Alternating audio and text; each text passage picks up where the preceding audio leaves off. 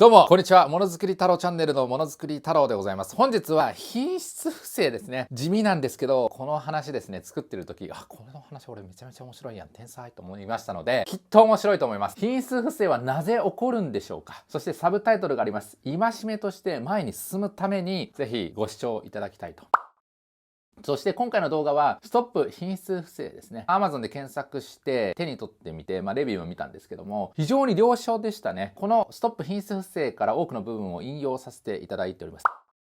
なぜですね、品質不正かというと、こういうふうにですね、先月ですかね、ティムトスということで台湾の一大工作展ですね、台湾の中での工作機械の展示会にお邪魔させていただきまして、もちろん日本の製造業の強みなんですかみたいな質問もアンケート用紙を作って聞いてきました。圧倒的品質管理という回答をいくつか頂戴しております。日本の品質保証は伊達じゃない、なんだあれはみたいな感じだったんですね。しかしながら現在の日本では絶えない品質不正ということで、どこに行った品質ナンバーワン立国日本の姿、年表にして抜粋させていただきました。2015年ですね、東洋ゴム断熱パネルの性能偽装と、18年にも免震用ゴムの試験データを偽装しております。2016年に入るとスズキですね、無資格者による測定方法の変更とデータ改ざん等ですね。2017年は同じ自動車会社の日産ですね、同じように無資格者による検査及び測定方法の変更を、2017年10月スバルですね、無資格者による検査及び測定方法の変更等になっています。で2017年頃からはですね、三菱電機さんですね、これはメディアを非常に賑わせているというか、追及が非常に厳しいと思いますが、ゴムや半導体など多岐にわたるということで、いろいろな不正が出てきております。これはある意味三菱電機さんが根絶しようという働きをですね、社内で活発に行っている側面もあるかと思いますが、一つ目指すことかなと。2018年京セラケミカル製品の一部が UL 認証不正と時代を問いますが、2022年ですね、最近になってくると東レ樹脂製品の UL 認証不正かつ内容自体の把握は16年からしていたものの、この UL 認証不正をある意味覆い隠すような動きがあったというふうに週刊誌等では語られていると。で2022年の7月ダイセルですね、ダイセルでも僕営業コンサルさせていただいたのですが、そういった忖度を挟まずしっかり表に出していきたいと思います。樹脂製品の UL 認証不正、これは04年3月から17年6月と、台湾で聞いてきた話は本当に真実だったんでしょうか。目を覆いたくなるような事例が品質不正と検索すればポコポコ出てくると、一体全体どうなっているのか日本と。そして直近ではですね、なんとこれ読売新聞オンラインからの写真でございますが、世界ナンバーワンシェアのフォークリフトですね、まさかトヨタ自動食器で不正が起こるのか、この衝撃度合いでございますよ。トヨタグループにはですね、明確なヒエラルキーがございます。そのトップに君臨するのがトヨタ5-3期の中でもトヨタ自動車の母体でもある食器なんですね。つまるところ、トヨタ自動食器というものは愛知県で随一の名門企業でございます。その名門企業から、しかもですね、トヨタ自動食器の売上の半分以上がフォークリフトなんですね。そこで不正が起こると、どうなっとんねん。僕昔ですね、トヨタ自動食器さん担当でございました。もちろん刈谷工場にも行きですね、安城にもよく行ってました。トヨタ自動食器さんの担当者ですね、フォークリフトは高浜で作られていたかと思いますが、非常にですね、優しい方ばっかりだったんですね。社風でこの不正が起こるというのは僕にとってもある意味衝撃でございましたと。品質不正によって被る毀損ということで、製造業以外でもこの品質不正というものはかなり多くあるんですが、今回は製造業に注目してですね取り上げたいと思います。製造業での影響範囲は非常に甚大なんですね。というのも豊田章男さんが言ってるように、製造業の売上の 2.5 倍ぐらいは波及効果があると。例えば工場があれば物を作ってるだけではなくて工作機械が必要だし、切削工具も必要なんですね。工場によっては切削工具だけで数億円年間購入するような企業もございます。他にも部材が必要で商社がいらっしゃったり、そして営業からそういった工場設備の納入がされたりですね、いろんな経済が動くわけですね。工場があればそういった感じでございます。昨日の事例でいきたいと思いますが、不正な試験方法で型式指定を取得していた。じゃあ影響範囲分かりやすい資料があったのでここから抜粋しますが、この中型と大型のトラック2車種ですね、国内販売台数は前期比 63.2% も少なくなると。これは4トン以上に限った数字でございます。停止2車種で国内販売の 23% になってるわけですね。さらに直近のニュースではですね、最終損益の見通しとして550億円の赤字であったんですが、さらにそこに600億円程度積みますということで、1280億円の赤字になる見込みになっているそうです。昨日だけの問題ではなくて、先ほどお伝えしたようにサプライチェーンだったり、いろんな経済を動かしているということで、サプライチェーンになぞってですね、解説をさせていただくと、トラックのサプライチェーンといえば内装品があったり、もちろんシートがあったりですね、エンジンとかトランスミッションがあるわけですね。このエンジンを作る時もですね、このエンジンをすぐ作れるわけではなくて、いろんな部品ですね、エンジンは1万点からなるというふうに言われますが、コンロッドだったりカムシャフト、クランクシャフト、そしてシリンダーヘッド等の部品からなるわけでございます。型式指定の取り消しはかなり重い処分で、約1年以上はですね、生産ができなくなる見込みになっております。ニアリーイコールですね、各工場ですね、こういったものを全て日野で作っているわけではないので、いろんな部品、トラックだと3万点以上あると思いますわ。そういった部品を作ってる工場が生産ができない事態になるわけですね。1年以上日野の仕事でおまんまを食っていた工場は工場ラインを稼働できないので、かなり経営が毀損してしまう。昨日のサプライチェーンの大きな毀損につながっていくわけですね。昨日の力としても非常に下がってしまうし、サプライチェーン上のメーカーも困るし、そこに紐づいている商社もものすごく困るわけですね。取り消しというものはかなり重いんですが、それ以上にですね、日野自動車の不正はかなり悪質であったわけですね。不合格になると分かった上で代替品を準備しているということで、トラックというものはこういったノックスですね、汚い排ガスが出るわけですよ。この汚い排ガスをきれいな排気ガスにして排出が必要でございます。で、そのきれいにする方法が2つありまして、1つは触媒を使った浄化方法です。もう1つがこの尿素です。おしっこではありません。尿素をですね、使った浄化方法ということで、この尿素を使ってアンモニアを発生させ、ノックスと化学反応させることによって、この排ガスを無害化すると。なので、この2番の方式を使っているトラックに関しては、尿素タンクというものがあります。これによって綺麗な空気に変えてあげるということですね。昨日が中型エンジンで行われた不正内容というものはこちらの1番でございまして、エンジンがあります。で、ノックスが出ます。そのノックスに関して触媒を2つ通すんですけども、この触媒を通して綺麗にしていく。しかしながら搭載された触媒では規制のクリアが不可能だということが分かったので、巧妙に触媒を途中で入れ替えて試験を継続する。このままだと不合格になることが分かっているので、劣化具合がちょうどいいもの、バレないものをわざわざ乗せ替えて試験をパスしていたんですね。その他にも大型エンジンでは燃費が良くなるように計測器をわざとそういうふうにキャリブレーションするという不正が起こるだろう、これは問題だろうということが分かりながら不正をしている。悪質でありますね。悪質だよねだけで終わらす、よく新聞記事に見られるんですけど、ここからものづくり太郎の進化でございます。なぜ不正が起きるのか。不正は一つの事柄ではなくて様々な要因が絡みます。有名なのが不正のトライアングルということで、機械、動機、正当化ですね。例えば計測方法が紙でやってるということであれば、改ざんを行える機会がそこにありますよね。また動機としては不合格なんだけど合格にしてしまえば生産数を守れるよね。また正当化としては売上に貢献できるからこれやっちゃえみたいなこと。各要素の低減をいかに醸成していくかが今製造業には求められている。では日野の話に戻りまして、当時日野自動車が置かれた状況でございます。合格させないといけないという様々なプレッシャーがかけられておりましたし、様々なプレッシャーがかかるような仕組みになっていたわけですね。こちらが日野、こちらがトヨタ自動車でございますが、普通車とトラックという違いはあるものの、不合格であれば再試験が45万キロとものすごく長いと。日野の試験方法であれば45万キロノンストップで動かして走らせて、その後結果を見るわけです。しかしながらトヨタであれば12万キロ走らせて一度確認し、これでいけそうだよねということであればそのまま試験を継続する、プラスマージンを 10% ぐらい取ってる。トヨタ以外は 5% と言われているのでそもそも厳しい。要するに45万キロノンストップであれば非常にリードタイムが長くかかりますので、不合格と分かった時点ですね、45万キロが終えた後から、今からもう一度エンジン再設計すんの間に合うの、ラインオフも後ろに控えているし、そして新新社長になっていたし、設備手配も済んでるから、今からエンジンの設計変えちゃうと、設備の手配も修正しないといけないなとか、サプライチェーンの説明はどうするんだみたいな動機があるわけですね。こういった不都合を乗り越えるには不正してもいいんじゃないかなみたいな。そして部署間の格差があったわけでございます。このように設計部の方が品質保証部よりもヒエラルキーが上だったんですね。これ何が問題かというと、実験部の最高役職が課長止まりであったため、将来設計部の担当者、同じ年代であっても設計部の人が昇進していきますので、自分の目上の上長になる将来がほぼ決まってる。それが確定路線、引かれた線路になってるわけですね。あなたは将来上司になる可能性がある設計部に対して歯向かうことをあえてしますか？忖度しませんか？そもそもそういう構造があるということが問題である。その他の要因を他の事例をもとに複合的に考察していきましょうと。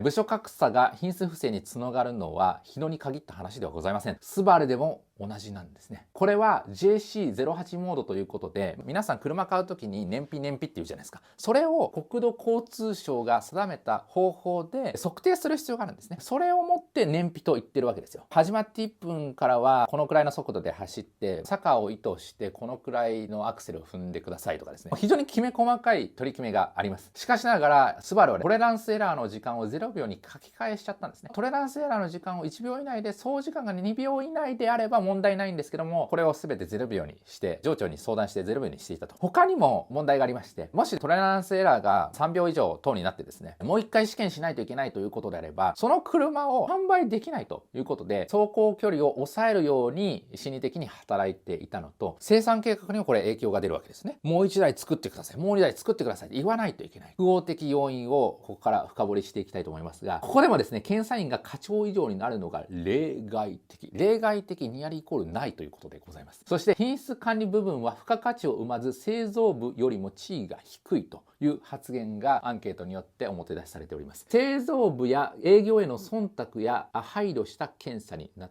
ていた。製造部が見下した態度でも反撃のチャンスは品質保証部に未来永劫やってこないわけですね。意図しなくても製造部とか設計部であれば偉そうに振る舞っても問題ないような環境がそこに用意されていると。意図しなくても不都合が弱い部署に押し付けられる、そもそもの組織設計図になっていたわけですね。この品質保証部だけの問題ではない。不正には必ず複雑なバックグラウンドがあるんですね。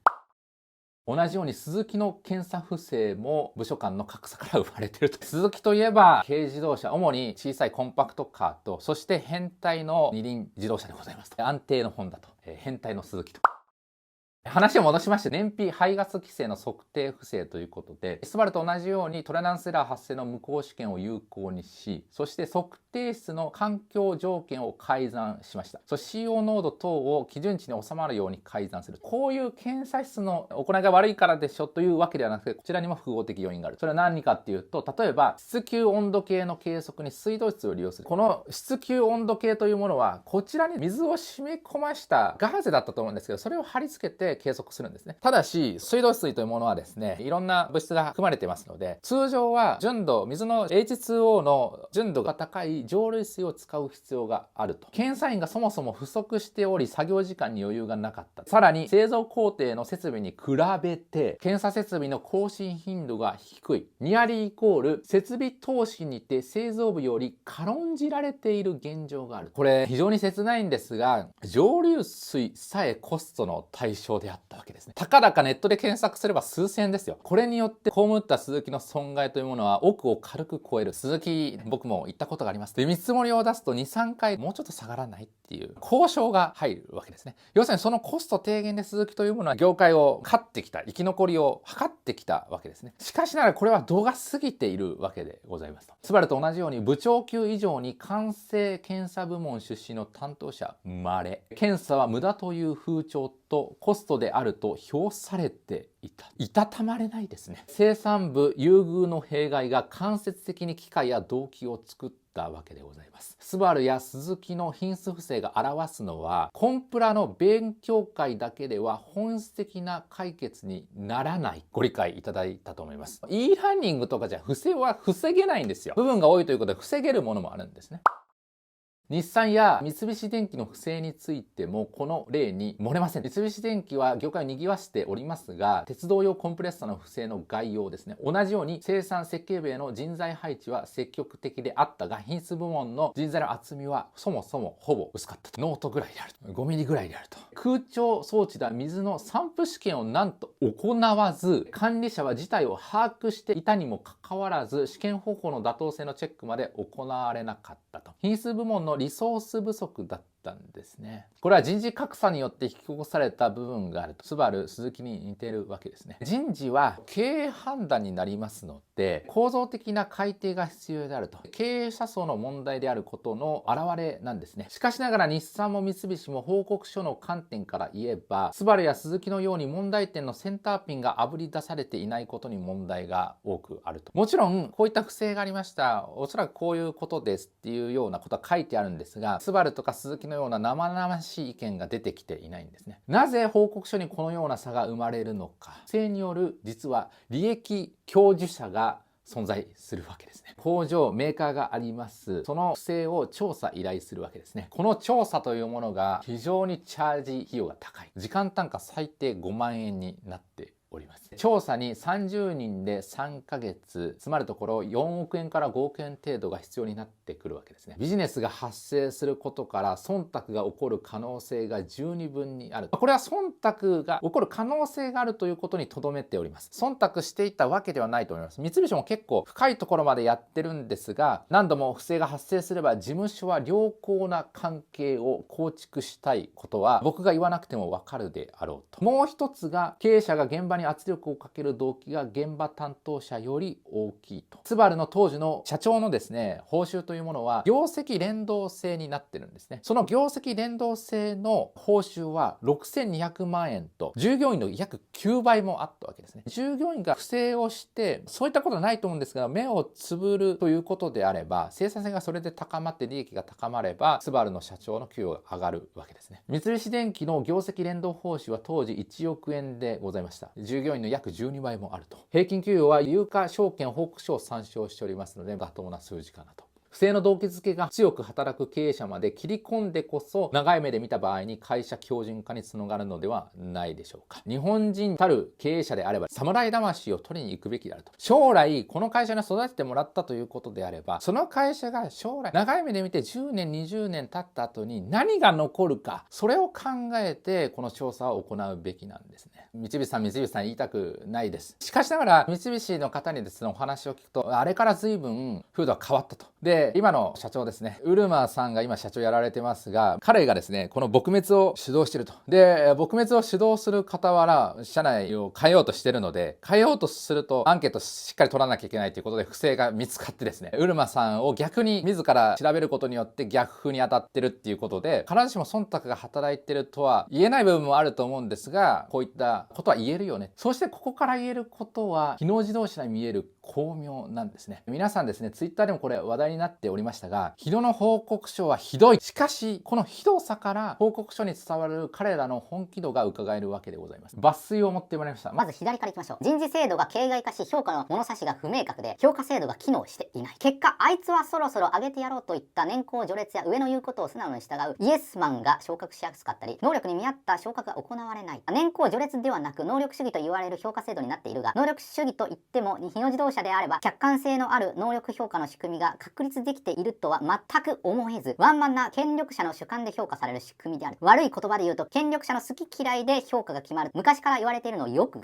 く。そのような評価制度の中で、担当者がもし問題を解決できないとか、開発日程を守れない等と報告した場合、こいつは能力がないと評価され、昇格も昇給もされないことになる。裸の王様になっていたなどですね。非常に生々しい意見が散見されると。その他にも身の丈以上に仕向けを拡大しているため、商品を維持することもままならなくなっている状況がここ数年継続しており、今回の不正についてもその状況を把握していたにもかかわらず、社員の頑張りで乗り切れという指示しか来ていないことも問題があると認識している。身の丈に合わない業務量をこなそうとする姿勢、そもそもリソースをしっかり把握管理もできておらず、来たるものを受けるという文化。ヤフーニュースにはこのように載っておりました。この調査をですね指導したのがですね榊原和夫さん、歯に衣るを着せぬ発言ということで、彼の論調は非常に爽快でございますが、日野自動車を一刀両断にしていると。日野に向けた提言について説明いたします。当委員会は本問題の真因を次の3つと考えております。1つ目は、みんなで車を作っていないこと。自動車メーカーに対してですね。それを1つ目に持ってくると。2つ目は、世の中の変化に取り残されていること。3つ目は、業務をマネージメントする仕組みが軽視されていたことでありますと。忖度など微塵もない。そしてここからです。日野の巧妙とはここからなんですね。IR やお知らせにもそれは現れております。逆に言えば変わるなら今しかない。そう取れると。日野のホームページを見ていただければこのようなページがあるんですね。公表情報一覧、エンジン認証に関する当社の不正行為及び3つの改革について感動しましたね。不正に対しての是正アクションを全て公表すると。それだけにはとどまらず、原因のなぜを定義し、要因のボトムに迫っていると。因数分解して一つ一つなぜ起こったかを徹底的に調べ上げる。さらにこのようなフレームワークがあります。人間尊重と正しい仕事を実施する経営改革、人材尊重を中心に捉えた組織風土改革、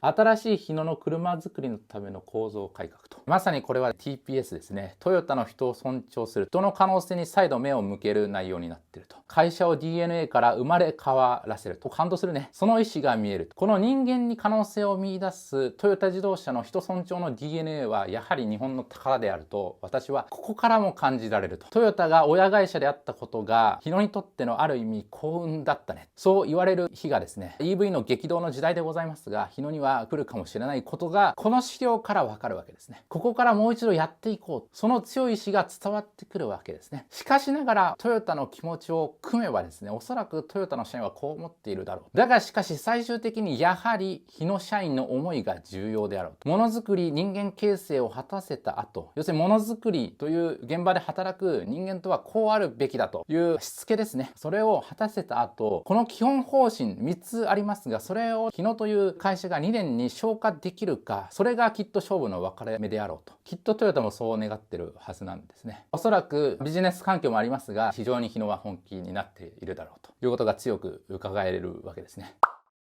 一点ですね、東レですよ、東レ。東レの不誠実な度合いはもう許容ができませんと。怒り心頭でございますと。東洋レオンたるですね、栄光はもう過去のものなのかと。東レはなぜ東レかというと、東洋に高品質なレーヨンを作る会社があると。それが東レの会社を冠するですね、名前の由来なんですね。それほど繊維ではですね、素晴らしい会社であったわけでございます。日野自動車の事故と比較すると、もうこの会社はダメなんじゃないかな。これ見てください。東レが発表した当社樹脂製品における UL 認証登録の状況及び開発防止策の実行状況について、そこに現れるこの文面でございます。読みます。この度の登録取り消しの対象製品を使用されているお客様の UL 認証取得されている製品のお取り扱いに関し、ご質問等ございましたらお手数ですが、以下のリンクから UL マーケットサーベランス部門にご確認をお願いします。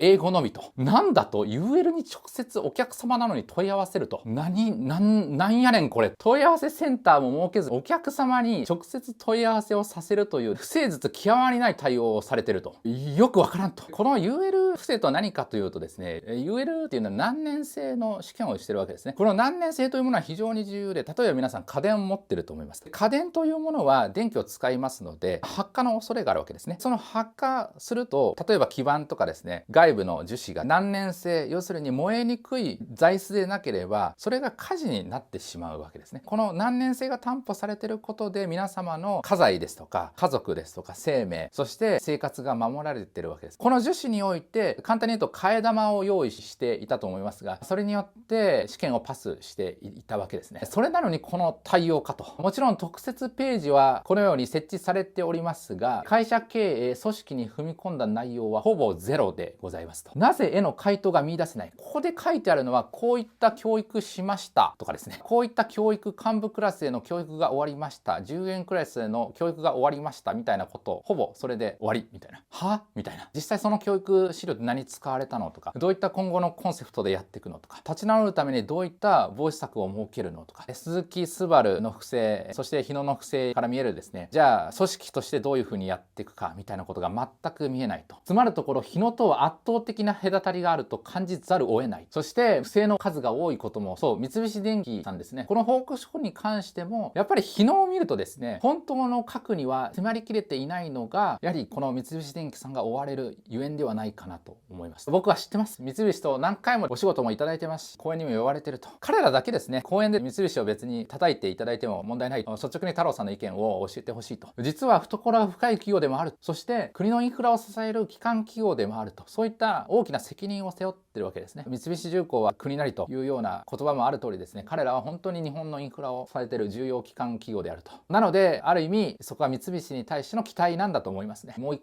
歩踏み込むことを期待したいと思いますが、僕の知り合いですねでは本当に風土が変わってきているという変化の兆しもですね見えるということで、今後やっぱり三菱には期待していきたいと。一言付け加えるとすればですね、通りに至って三菱より下の毛であるということでございますと。いかがでしょうか。品質不正ですね。単なる記事を読んでいてはですね、こういったバックグラウンド、なぜ起こるかというボトムに迫って俯瞰して考えられないんですね。ということでまとめさせていただきました。いかがでしたでしょうか。最後、一つの記号に触れさせていただきたいと思います。代金に迫る決断の時でございますと。これはどうなってんねんということでございますが、もちろん実際の精査が必要であることは前提であり、ネットとかニュースで表現されていることの精査が必要でありですね、いろんな意見があることを前提として話しさせていただきます。さらに僕はですね、ダイキン工業から仕事の依頼もいただいており、これをですね動画にさせていただく非常に迷いましたが、これはもう倫理の話ですね。何をダイキンさんやられたかというと、おそらくダイキンであろうということになっているんですが、 P4 というフッ素系の素材があるんですね。これはですね、経済産業省のページでもこの関連物性の有害性の概要が載せられている。原文そのまま読むとですね、人体の中にとどまり続け、精巣がんや肝臓がんの増加の関連性を示唆する証拠と書かれていると。がんを促進する可能性がある物質である証拠があるということですね。この P4 の値が大阪のダイキンの工場がある摂津市の数字が異常である。つまるところ、摂津市の地下汚染が異常値を示す。さらにですね、これアメリカでは集団訴訟に発展しておりまして、化学メーカー大手の 3M なんかは敗訴して約確か6億ドルだったか、数百億円住民に対して損害賠償を支払い命じられているわけですね。で 3M だけではなくて、話ではなんとダイキンもアメリカでは住民に支払いをしてるんですね。ところがどっこい、日本ではですね、あたかもこの事態がなかったかのように振る舞ってると。日本人はいいんですか。日本の土壌で育ってきた企業ですよね。製造業の倫理観どこへ行ってるんですか。日野の事例からも分かるように、トヨタグループでは言語道断である倫理観であると。本当であれば、この事実が本当であればですね、あえてダイキンが認識を遠ざけているありえない事態に発展していると。他の不正とは比較にならない事象そのものを否定する様は、日本を代表するグローバルカンパニーとしていかがなものかと。プライドはダイキンどこに置いてきたのか。ありえんぞ。事実そのものから目を背ける。これもう動画に上がってます。ダイキンの社員でありながら市議会議員の方にも直接取材を行ってるんですけど、その方が発言されたのは、いやダイキンの広報部に言ってください。社長に直接取材に行ってるのに、いや私は存じませんと白を切るわけですね。その姿勢を同じような関西出身、和歌山なんですけども、松下幸之助ならどう見るかと。経営の神なら果たしてその状況をどう言うんでしょうね。これはですね、製造業のプライドをかけた倫理の問題にもなってるわけですね。ダイキンさん、問題がないなら調査の結果を公表すべきではないでしょうかと。市民が不安に思ってるわけですよ。自身が住んでる市区町村にですね、 P4 が含まれる農作物が育ってるということであれば、皆さんどうお考えでしょうか。その事実を覆い隠すと、覆い隠すような動きをしているわけですね。僕は見てませんけど NHK の黒源でもこれは取り上げられたそうですと。品質不正とはもはや次元の違う話に感じますね。ダイキンさん、夏になれば盆踊りしてますよね。市民のためとか言って。どうなんですか。34歳と、僕34歳です。生意気な意見かもしれませんが、製造業を思思う一人として発信をさせていただきたいと思いますね。松下幸之助もですね、デッチ方向に行ってですね、彼は9歳から行ってると。彼が確か12歳とか13歳の時ですね。どういう話だったかな、確かその自転車屋だったか、そのデッチ方向に行った質屋だったか忘れましたけど、質屋からお金をくすねてると。それがバレまして、まあいいじゃないかと、許してやろうじゃないかという話をした時、松下幸之助は言ったわけですね。いや、それは正しくねえと。僕がですね、もしこの方を雇い続けるということであれば、ここでごめん被りたいということを13歳ながらにして倫理観を持ってですね、彼は正しい道とは何かということをですね、自問自答してそういった行動を起こして、あれは良かったと言ってるわけですね。幸之助はですね。どうでしょう。もちろん今ですね、僕はダイキンに何回も行ってます。当時ですね、意見交換をさせていただいたり、資料作りの方法をやり取りさせていただいたんですが、メールもいただいてるんですね。太郎さんありがとうと。あの気持ちですよね。どうすればいいんですか、僕は。ということで、これが本当であればよろしくないですね。よろしくないと。ということで、品質不正はなぜ起こるのかと。このダイキンの話もパワーバランスもですね、先ほど挙げた本ですね、このストップ品質不正ですね、そういったパワーバランスの話もしっかり書いてあると。ということで、URL 貼り付けておきますから、皆さん手に取っていただいてですね、読んでいただくのもいいかと思います。戒めとして前に進むために。ということで以上でございます。お疲れ様でございました。程度を比較することはできませんが、製薬会社駿河銀行サブリースの問題等ですね、ダイキンの話が事実であれば彼を抜いてですね、製造業から俯瞰すると目を覆いたくなるレベルのものもありますと。そういった話もここに書いてありますので、ぜひ教訓にいただきたいと思いますと。ということで、このようにですね、今回は品質不正ということで、皆様のおかげで僕はおまんまを食べてると。で、三菱からもダイキンからも仕事をいただいてましてですね、こういった動画を投稿するっていうのは非常にジレンマがあるわけですね。僕の要するにおまんま従業員抱えてるわけですから、そこのおまんまもう減るかもしれんという状況でですね、お話しさせていただくということで、勇気は必要だったんですが、まとめてみるとですね、これはやはり表現しないといけんということを感じましたので、動画にさせていただきました。製造業に関連するトピックをいつも扱っております。製造業現場で働いている方、そしてものづくり、製造業が好きな方ですね、そしてものづくり太郎に興味を持っていただいた方は、ぜひチャンネル登録いただいて応援をよろしくお願いいたします。もちろん刺激になればいいねマークとベルマークも忘れずにお願いします。最後に次回の動画になりますが、次回の動画の前にスポンサー動画でございます。どうぞ。